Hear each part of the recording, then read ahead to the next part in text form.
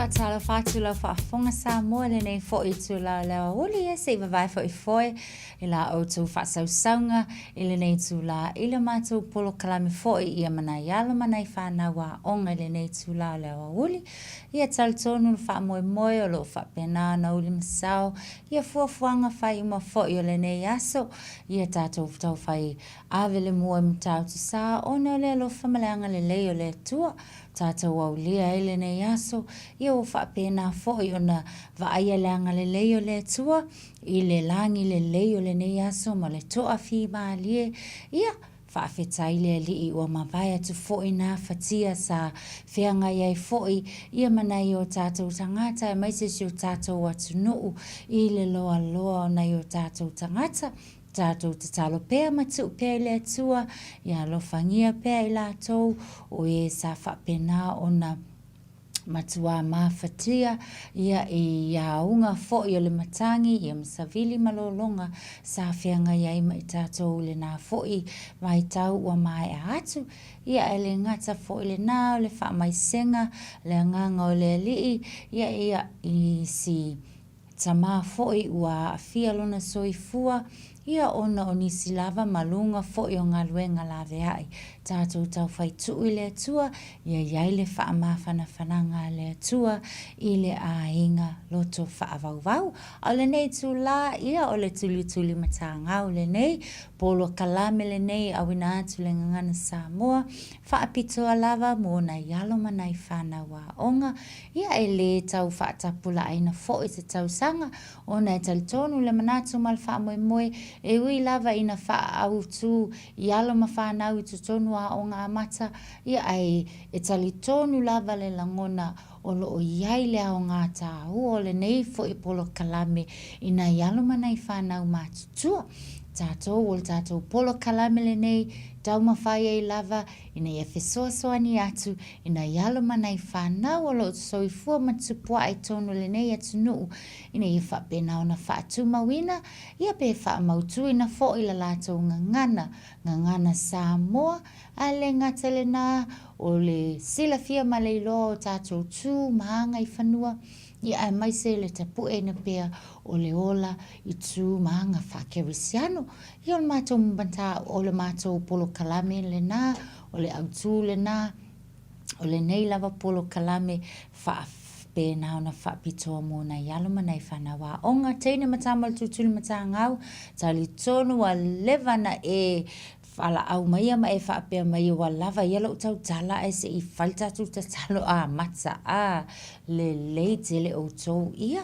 Tātou whaamua mua lava la tātou talo sanga tātou te talo ai le tua, ma o tātou whaafetai a le tua, ia ma o tātou wala au foi I manuia o le tua, mo I tātou uma lava.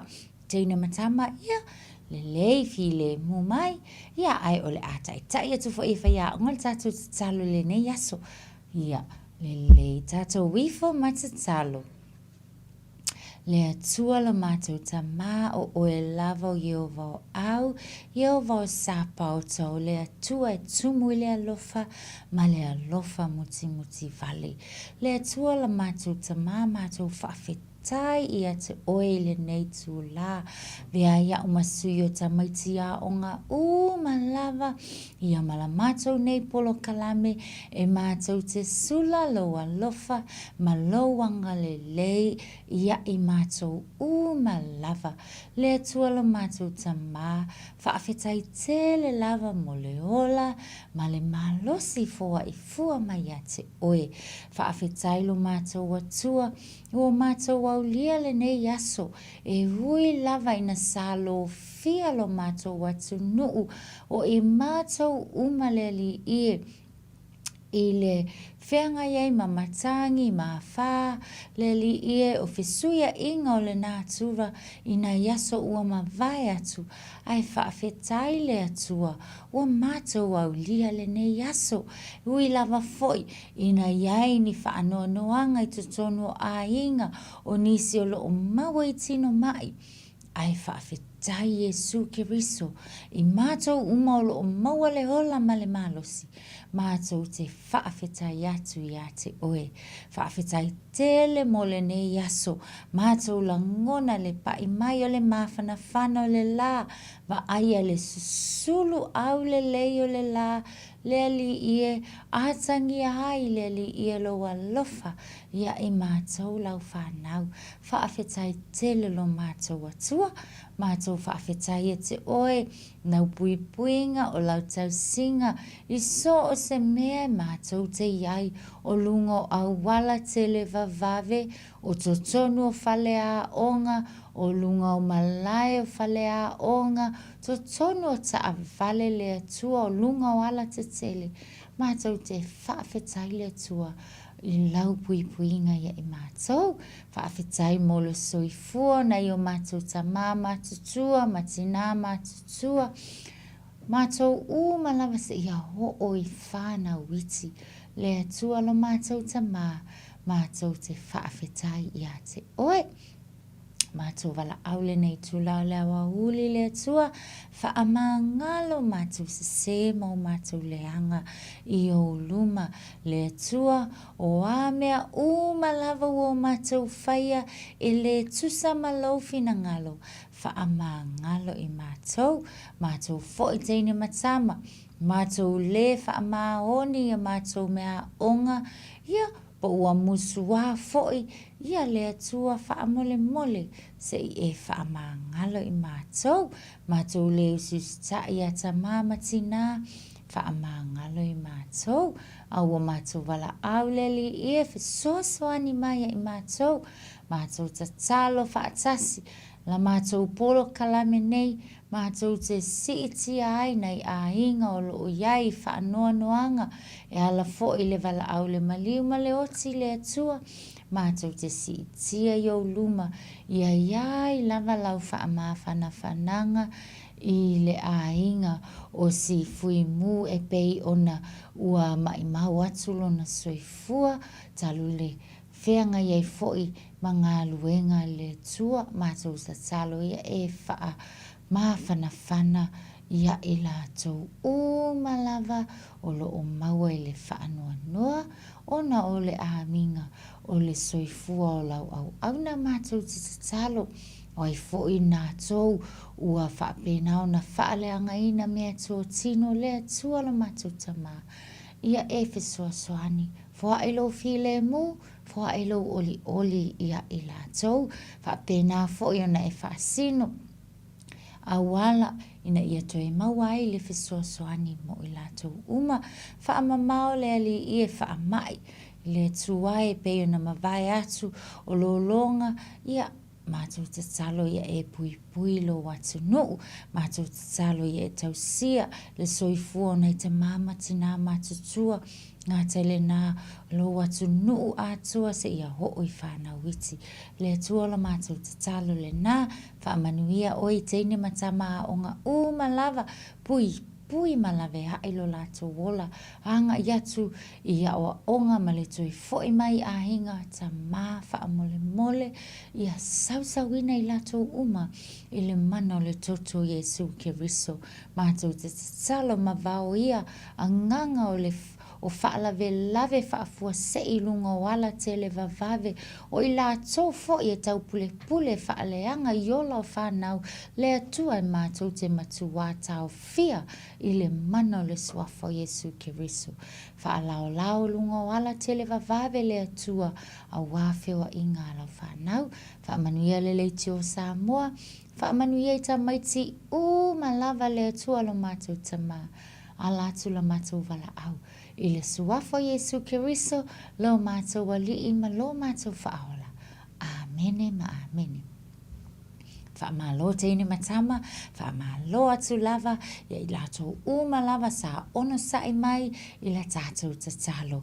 O le awa onga tātou le teine ma le tama Samoa, ia i loa tātou o na mafuta i le atua e ala i le tatalo. O o le sini au tū lea o la tātou wa onga ia whaapena fo i ona loa o ai ave i ai lau wha mua mua pe o le tū lea o le ola wha lea nganga o i tātou ia loa tātou o na wha mua mua lea tua i mea ma lava ea Io le ese le tau le lei, ia whaamalo lava le ono sai mai, whaamalo fo ia te o tau le ono sai a onga le ne yaso, tali tonu lava, ia wato a tele nisi o tātou, o mawhai ona tau a wai atu ia tātou wa onga i le ne yaso. O hai la wa fia nkoe alu le a onga le aso le nei.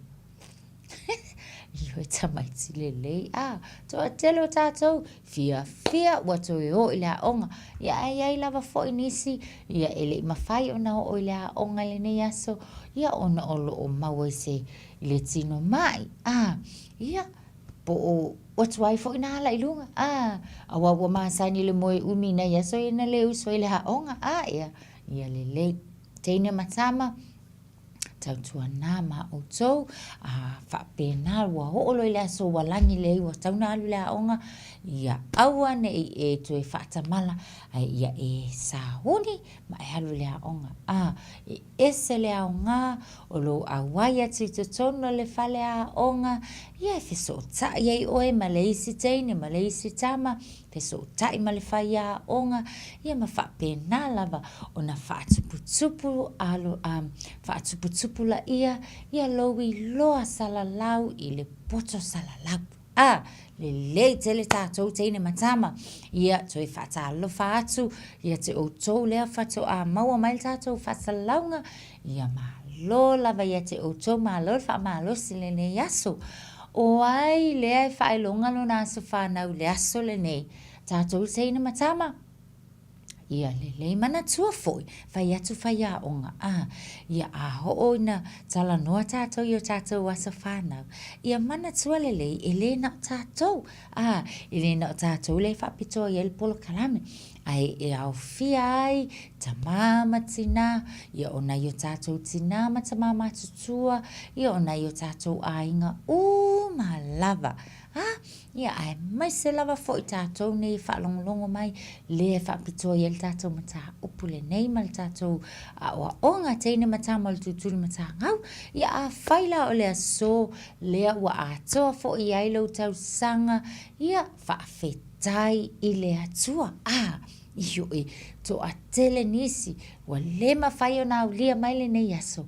Ai o le mea lofa sili wa fōa i le tua o le toe whaopo le isi tau sanga mō oe.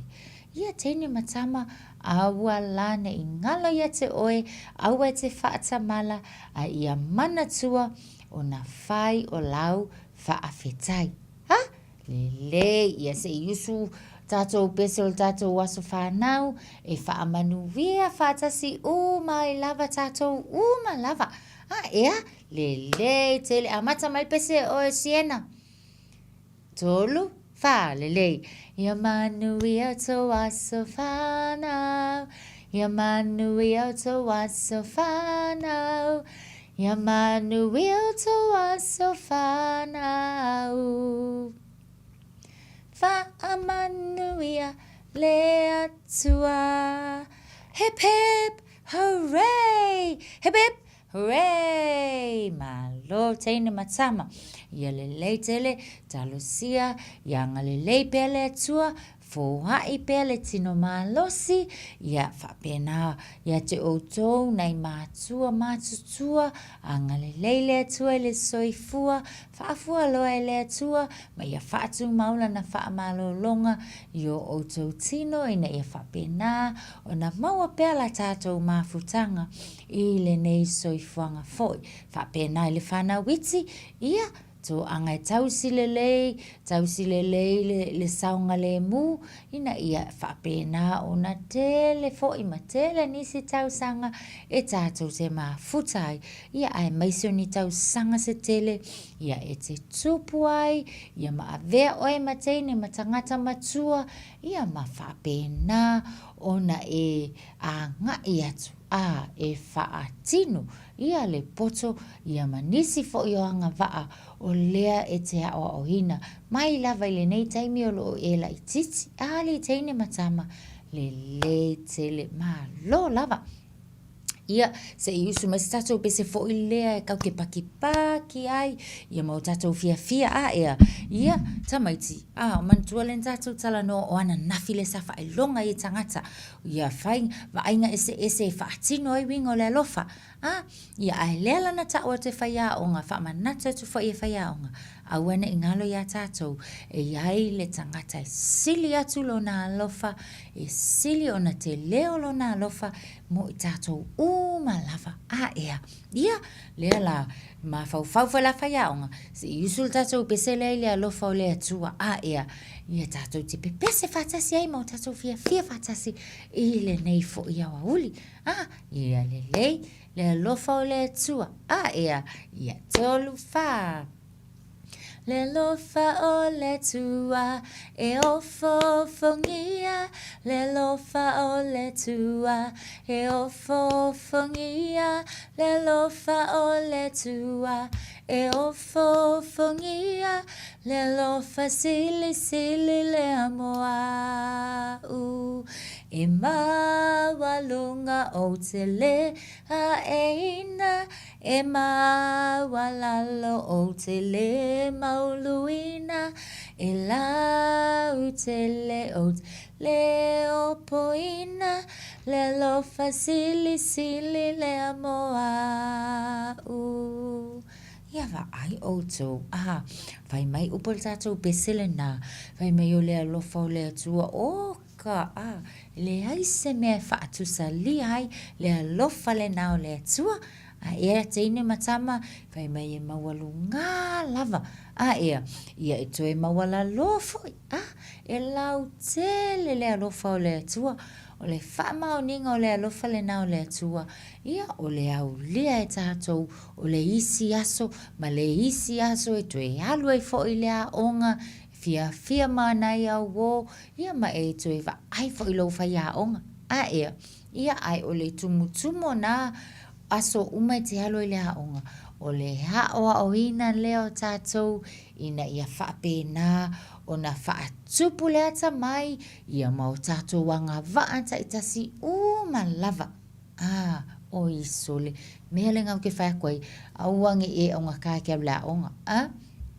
tua tele ni so tātou oka e peo la onga whaia onga lea so ili tua tele na ia uona o atu ia tali tonu whaia onga ia o lai ua moe umile ne tae au teine matama tau tua na o le tāhua lau walu tutonu le a onga ia o le whaamasani o oe i winga fo i o na isi tamaiti a onga awai se lava lo oe no fo i tutonu lau fale se fo i lau wo o atu tutonu le fale a onga o le isi le nei o whaata ita inga o atu tātou tutonu le fale a onga e to a tele nai teini manai tama o la fo i wei tutonu le fale a onga tātou le tutonu le ainga e pule sa o loto tātou i tātou ta alonga o tātou a mionga e whai e fia ta alo lava le ta avale e na olo walu watua au mai ta avale e ta alo tutonu le fale a onga e te fia ta alo le ta avale o la fo e fia ta alo ane tō masila tō ia ia e te ta mo e atu fo i o e uu mai le poloka o la fo e whaatali tania le siteni o sieni o la fo e fia ta alo ia o le ao ngala o le alo ta o le aonga e mawhai ai o na whaamalosia o tātou langona ia io e mawhai ai loa o na atiae le mea tau o le ono sai o nisi na o winga tātou e tātou o na tātou whaamalosi ia io e whaataitai io o na whaatino awa e alu watu loa o lai wata alo mai sina ia tātou loa ia te oe o na e whaatali lelei ma e ono sai whaatali se i mahea ia le taimi o lai ta alo isi o ia o na e ta alo fo i lea o le isi tu whaao ngā le ngana tau tala whaalo alo mana tua o tātou le fale. E ale kaiminga o le momo e a kua umale ta avale. A wafo ia na o oe. Tonu le a onga ia o lai ta alo si a wo.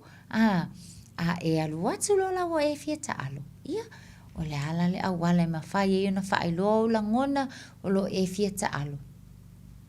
Whao ngala unga ngana tau tala. Ea, ai le o le momo e atu se i mai. I oka se le. Ai to tele a wo tonu la onga matai whapenala to wa mio isi taimi. Ea, ia, teine matama mana tua o launga ngana whaalo aua ne i ngalo ia te oiona whaao ngā mana tua tātou upu auro. Lea tau mawhai e whaamanatu pea. E mana oile ta avale o le ale upu e mawhai e oe o na whaao ngā. O le au mai, se ioe o te iloa e mawhai na e whai ai, au mai le ta avale. Ai e iai le upu e mawhai ai o na hoo le langona file muma le langona lofai lau wo ia o na wha au mai le ta avale te ta alo ai, o e la leo e aluatu. Ia, tali mai la wo se whanaia o le ale upu e whai e oe pe ama na o le ta avale lai ta alo mai ei ia tautala. Le ese paki umamai ese le ata mai se whanaia whai le upu wha mole. Teine matama o le kile na o tātou mana o ngā umalava. Auane i ngalo ia a tātou. E o lava i tonu le fale, ia e mana tua whaatai atu i tonu le fale. Whaau ngā le upu le nā. Ai ailo mana onga pe e te mana o le alava le me te mana o mie te tonu lo a inga. Whaau ngā le upu, wha mole. O nisa tātou oka. O le whai o kako whainga te tonu le a inga. Ea. Le aise wha mole whai e atina, talo whai atina. Talo whai fo i ata mā. Ia mana iau te matutua. O a tātou le laiti. Oka. Nga manga o lava a luloa whai o si kaili. E le tangi whaataitai o. E ke alu waku lava mai male malosi. Le aise upu whaaloalo e whaia. Teine matama manatua. O tātou winga. Mga tātou wā mio e tatau lava o nā tangia mai ai winga whaaloalo o le teine ma le tama Samoa. Io e whaao ngā le leile upu whaaloalo e fia ai pe ia ona e halu le whai atina wha mole wa o fia ai lava. Tama wha mole lava ma lielo lotu. Wa o fia ta alo lava alanga lafo i ta alo mai sao. Wha mole ata mai ma whai na whai a sao. Wa lava lana ta alo e se i o ta alo. Ma ai o tau tene matama ele ai se whai ngata. Ai ole nā e a whiwhi atu ai o winga whaaloalo. Ia ai a au mai la. Mana tua la, ele ngata e whailau wha mole. Ai a au mai la, pe ua tali lau mana onga. Ia ai fo ila lau tali wha auro e te tali atu ai lau wo. Li teine matama. Le tātou upu wha auro nei e lua o lea lawa wha manatu. Matatua e a maka kuala amatanga o tau sanga. E o lava fo in tātou tu e malo lo o lea lava. E wha manatu ate whai a onga. O lau wha mole male wha awhetai. Mea whai ngō fie. E o lawa ina tu watu e lau o. Ia le ato pe tu watu se mea ta alo i tu tonu le a onga. Awane ngalo teine matama. Niso taimi. Ia e wha manatu e whai a onga i ta maitu le a onga a mata. E awa e a vatu loa le api. Alu le atua. Le ai se manatua e tatau o na tala noa whao ngā upu whaaloalo. Awane i ngalo ia tātou o na whaile whaafetai. Awane i ngalo lau wha mole pe a whai o le nā e ai se mea o loo e mana o ai. Ali teine matama le tele lea ua tātou va ai malava tātou teine matama i le tau o le nei aso e se le langi le. O ainga fia ua makua i la ma le aso. Io sa o le lei lai si mai lima o na ia wola o apike yo lai si mai le lima o Angelina oka io o malia va ai esele le fai mai o la ko ia kwa I fia la vale nei as fa pena foi fai on fia foi fai onga ia ma fa fetai le tu le nei aso ona o se aso walangi le io o va ainga o le nei aso ua sulu manai a le la. Ia, e langona la o a langona o tātou teine matama. O le a langona fia. Ia, ai whape fea le la. O a ni whaalongona e tātou te maua pēha o ina susulu maa losi le la. Le lei, maa fana. Le lei, ese le tau le lei. Mana tua tātou upu Samoa awana ingalo na whaonga. O le nei aso, ia o le tau o le nei aso, e munga la. Ia e mawhana foi. Le lei teine matama.